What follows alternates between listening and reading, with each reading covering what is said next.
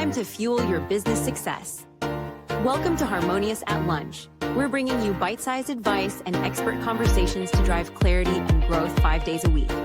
Make sure you join our Facebook group at humanopt.com/lunch, where listeners like you and our guests hang out so we can find harmony in business together. If you're building a business, you're in the right place. Let's dive in. How do you build your company without spending $1 bajillion on ads? I have no idea, but I think our guest is going to help us with that today. We're going to talk about email and SMS marketing and how you can implement that in your business if you're not already. And if you are, I'm sure we're going to dive into how to maximize that for the best results possible. Nikita Vakhrushev, welcome to the show, and thank you for being here. I'm excited to be on, Brandon. You got me hyped up with that intro music. I was just jamming along to it. Right? Isn't it good? Yeah. Man, I love that. I love that music. I'm glad you like it too. But let's get hyped up about email and SMS. I'm sure that's what just drives you every single morning. That's what I get out of bed thinking about. Like, how am I going to optimize my email campaigns today? Okay, I lied a little bit, but that's important because I know a lot of our clients in particular, it seems like we work with a similar audience. They're not really leveraging email and SMS marketing to grow their business. They are relying heavily on ads, referrals, word of mouth, all that sort of traditional stuff, if you will. But email's not dead by any means. So you've figured it out. You've cracked the code. What have you figured out about email and SMS marketing? Yeah. Not only is it the first thing I think of when I wake up, it's also the last thing I think of before I go to bed. So sometimes it keeps me up at night. Love. Look at you go. Yeah. I mean, love the game. I'm married to it. But all jokes aside, it is one of the most underutilized channels by far in the marketing space. It's one of those things where it's kind of like SEO, where people know about it, but no one really wants to dive deep into the details of it. Almost like an ugly stepchild in the basement where you don't really want. It's like, it's there, it's set up, I don't want to worry about it. The sexy, flashy thing is like TikTok or like TikTok Shop, Facebook, Instagram ads, Google ads, like stuff that can almost generate an immediate return on investment with, like, I put $100 in Google ads, I'll get maybe a customer. But the thing is, it's the same way with email marketing if treated correctly. So having the right strategy in place, having the right content in place to nurture everyone that's coming into your email list, whether it's window shoppers on your website or whether it's past customers and nurturing those relationships, all of that can be done all under like one roof with email and SMS marketing. Yeah, I was going to say, as you were talking, I mean, I get it from the standpoint of instant gratification, so to speak, like running ads and you get clicks immediately. But outside of building an email list or having a list of contacts, email could be the same thing. I mean, if you do it correctly, you could absolutely generate sales immediately. So yeah, I definitely don't want people to overlook it or think it's not as flashy. I want to understand how it could be equally, if not more flashy than those other channels. So let's dive in. I mean, all of our audience members, I'm confident, I don't know all of them, but I'm confident they have some sort of a CRM. They're collecting emails, whether they're using it or not, totally different story. But we have access to our customers or people who have been interested in working with us. What's the first sort of analysis or I'll use the word audit that we should do to understand where to begin with email marketing? Yeah, fantastic question. I think we should go, it's almost like reverse engineering from a purchase of like, what are the steps that a customer took in order to convert? When you reverse engineer that, the first step is usually the website. So when someone visits the website, now for us, we want to get that person onto our list as soon as possible. That means making sure that we actually have their data collected. So that comes in the form of a pop-up or some sort of lead gen capture. And there's a few ways that you can go about this. You can have it pop up on your screen, whether it's immediately. I don't recommend doing that because that will piss people off. I'd recommend having it pop up when someone is on the website for, let's say, 5 to 10 seconds, maybe even more. I would look at your Google Analytics and see exactly like how many seconds or how many minutes someone stays on and try to hit like that middle mark right before they leave. Not right before they leave, but like right after they're on the website and then right before they leave. Or you can do it on a percentage of scroll. So if someone scrolls down your website 50 or 60% of the way, you can have it pop up. That is more contextual because then it's not annoying someone. I personally get annoyed by pop-ups, so you want to make them as less annoying as possible. And when you want to have the offer breakdown on like why would someone actually sign up to my email list, it purely comes down to what is valuable for the end customer. So business to business is completely different than business to consumer. So for business to consumer, it's typically something like free shipping or like a free audit or a free installation or anything that is anything that gives more value to the customer for the amount of money that they're paying for. It could be 10% off. It could be a buy one, get one. For B2B, it's more along the lines of like a lead magnet, or any sort of information that helps them understand what your business does more. So for example, like if we were to set up a pop-up on Aspect's website, it would be something like the 10 email hacks that you need to know right now. And it could be just like a simple one sheet PDF that if you put in your phone number, your phone number, your email, you get it immediately in your inbox. So that's where you'd want to start, is with that lead capture. And then we can go forward with the actual nurture and the automations behind that. Yeah, that's what I was going to ask about next. So you have to have a way to capture leads that are not just from your customer base, people who are even potentially interested in working with you.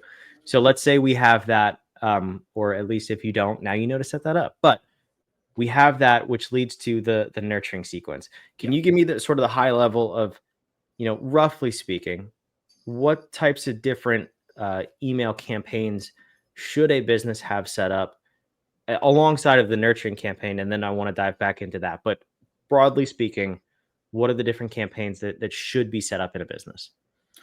Yes, I want to correct you a little bit, because it in this case, it would be more so automations rather than campaigns. So we'd want to have Sorry, specific. my fault. You're good, man. I just wanted Teach to me the clarify that lingo. for the audience. Yeah, so there's a difference between campaigns and automations. Campaigns are one-off sends. So if you have a list of 1,000 people, you send out a campaign, it gets delivered to those 1,000 people whenever you schedule it out. Automations, as people trickle through your funnel, whether it's after they purchase, if they abandon a cart or abandon a sales call, or whether they go through that pop-up that we initially talked about. So we want to have a few automations that follow up and check in with people along the buyer journey.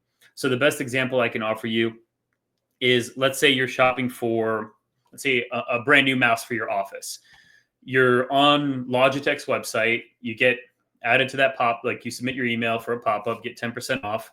We want to have a first impression automation immediately fire. And that is, we call this a welcome flow in the e-comm space, and basically, I guess, marketing space, but a welcome flow that leaves that first impression. Now, let's say you're shopping, you add it to your cart, and then you bounce off the website.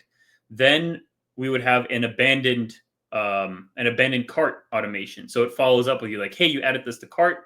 Do you want to continue purchasing? Then, okay, cool. You clicked on that email. You said you wanted to go back to cart. You finished checking out. And then after that, after you purchase, you would want to have a post-purchase automation. So similar to how an agency would give you an onboarding form or like some sort of onboarding information after you close a deal, you'd want to have some sort of confirmation of like, hey, thank you for purchasing. Here's more information on what's to come with your order. So those are like the 3 core automations. There's probably like 17 that we set up for our customers on different edge cases and specific use cases. But those 3 are the most crucial ones you need to set up for people that are just visiting, people that are warm but are abandoning, and then people that have already bought.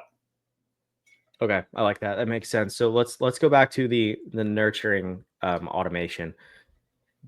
I'm sure, well, I know it's going to vary by industry and business, and there's going to be nuances and complexities to it. But again, broadly speaking, just so we can get an idea, is there a sweet spot of how many emails you should send in a certain time period to really maximize the effectiveness and the likelihood that they buy something? How often do we want to touch people, so to speak? And what are the best practices of this nurturing campaign? Because if you get it right, I mean, you're going to massively increase your sales. If you get it wrong, you're just going to lose out on the people that you maybe even paid to come to your website. So you definitely want to spend time to get it right. What does that look like for you in working with your clients? Yeah, fantastic question. It really comes down to the sales cycle of your industry. So our main expertise is in e-commerce and e-commerce email marketing. So for us, the sales cycle is very short. If you're buying a mouse that's $100, like you're not really going to scratch your head at that. It's like, okay, cool. I want to buy a mouse. I'm going to go buy a mouse. So for us, the sales cycle could be anywhere from like a day to a month. Whereas in B2B, that sales cycle could be a month to 12 months. So that nurture cycle is purely dependent on how long it actually takes to get you to convert a customer. So for us in e-comm, we try to have a balance of anywhere between 4 to 5 emails within that nurture automation. You can expand that to 12 if you have a longer sales cycle. And the timing behind the actual specific emails when they go out, first one, immediately. As soon as someone's on the list, you want to get that first one in, first impression. And then after that, we typically time it anywhere every 4 to 5 days on the e-comm side. On the B2B side, it could be a little bit longer. So once every week or once every 2 weeks, just to keep top of mind and having those impressions hit people's inbox. Because another thing that most people don't understand is emails are free impressions. You already have their email. You can communicate with them at any point. And it's just another impression and another trust building factor with someone that will purchase or is likely to purchase. So within that 4 to 5 automation or 4 to 5 email automation, have it spaced out between how long it would take to convert someone. It doesn't have to be like one email every 2 months. That may be too long, and maybe people will forget about who you are at this point. There's so much information that we take in on a daily basis that things get lost, things get buried. So at most, once every 3 weeks, I would recommend to send out like an email in that welcome automation. All right, that makes sense. And as far as what you're sending in them, Mm-hmm. it is called a nurturing campaign. So Right. is there a sweet spot of, every 3 emails that nurture or educate, then we send a sales email or a call to action email? How do you balance that? And I'll just keep reiterating this so I don't get hate comments. Like, I know it's going to vary. Like, I get that. We both get that here, but I'm looking for best practices. You don't want to be too spammy and front load it with buy my stuff, buy my stuff. And you don't want to be so laid back that it's like, I'm going to educate you on the 59 best ways to use your mouse, and I never ask you to buy my mouse. So how do you balance that? Yeah. In our case, we try to follow a rule of 80-20. So you kind of had that, you hit the nail on the head there, where every 5 emails, 1 out of those is sales focused. So the first 4 in our welcome automation are typically like an introduction, like, hey, welcome to the newsletter, or like, welcome to the email fam, whatever it might be. It goes over a gist of who we are as a business, who we serve, what kind of clients or what kind of customers we serve. Like, for example, like with a mouse, it could be something like we serve like professionals or gamers or whoever the niche is. The next few emails are mainly content driven around either pain points of your ideal target customer, information that helps them make a buying decision, information about your business and the things that differentiate your business from your competition. So for example, it could be like, this mouse has like 15 different buttons on it. So it's super good on productivity. It helps, like, here's a study that we did where someone using our mouse is 5 times more productive than, I don't know, like an Apple mouse. You could also go over past customer case studies or past customer experience and testimonials. That kind of information to a potential customer helps them make a better buying decision, because they understand like, oh, this company's been around for 100 years and they've developed this mouse because of blah, blah, blah, blah. Or, oh, these 10 other people loved how this mouse worked and it like made them more productive. Like, I can see myself being more productive using this mouse. So all those kinds of emails just help build the case of like, why not go with this brand or why not go with this service when they're shopping around for that service or product. Yeah, that makes complete sense. So before we wrap this episode up, I want to take a look at maybe some, I'll call them horror stories, or we'll be a little bit more gentle, pitfalls that people usually fall into. So either clients that you worked with before they started working with you, or just in general, what are the most common things you see people just get really wrong with email campaigns? I think they leave the most important information for last, which is a little counterintuitive in my opinion. Do you know the term or phrase called above the fold? Yes. Okay. So it's usually the first thing that you see when you load up a website. So a lot of the times people don't utilize that real estate as much, or they don't put as much importance as they should onto that real estate, where they put all their buttons and call to actions and coupon codes way deep down in the email, where most people honestly don't even reach. So everyone that opens up your email, they're going to see that first content paint, and they're going to see all the information that's there. So it's important to utilize that above the fold section as best as you can to include any important call outs or headlines. So if you're having a sale or if you're having a promotion, have the promotion details right there, easy for people to read. If you have a coupon code or some sort of offer code, have that be in the above the fold section. And if there's a website that they need to click or some sort of call to action or action that they need to take, have that be in the above the fold section. So that way it's stupid easy for someone to see what's going on, see what the offer is, see the coupon code, click, I want this thing, and then make that purchase or contact you or book a call or whatever the offer ends up being. That is interesting. I actually am surprised by that, because you would think logically like you want to build up to that, right? But like you're saying, no one's, or the majority of people are not even going to get there. So it's just wasted. That's a good tip. I like that. Yeah. A lot of wasted real estate is spent on like building the case on like what you're doing. It's like, oh, we're running a 4th of July sale, and like this is the reason why, because American heritage and blah, blah, blah, blah, blah. We're having this sale, click the button, and already it's like you have to scroll like 3 times to get to the button to do it. So yeah. And realistically, if you're in that inbox, you've earned the right to be able to promote this thing, whatever it is you're sending. So why not start with it? Exactly. Makes sense. Yeah. I like this, Nikita. This is awesome. So tell me, we're going to wrap this episode up, but you have an offer for the listeners, an audit. Tell me about that, and I'll put it on the screen where they can go find it. Yeah, absolutely. So if you want to see exactly where the money is being left on the table when it comes to running your own email marketing, we do a comprehensive audit going through exactly not only the nurture automation that we talked about today, but everything else that's going on in your email system, and what is the potential and the potential revenue that you could be making with a proper system set up. So we dive into your audience, your content, the design, the copy, the deliverability, the segmentation, all of it and everything in between, just going through it, diving deep and giving you the best information possible on how you could be utilizing email way better. I love it. That's incredibly valuable. So go check that out wherever you're watching, listening. It's on the screen. It's also in the show notes down below. Nikita, thanks so much for being here. Appreciate you. Thanks again for having me. And wherever you're watching, listening, tuning in, I appreciate you being here. I hope you learned something from this. Go implement something that we talked about. Do a self-audit, at least on your own email sequence. And then, of course, you have the resource here. But don't overlook this part of running your business, and especially your marketing.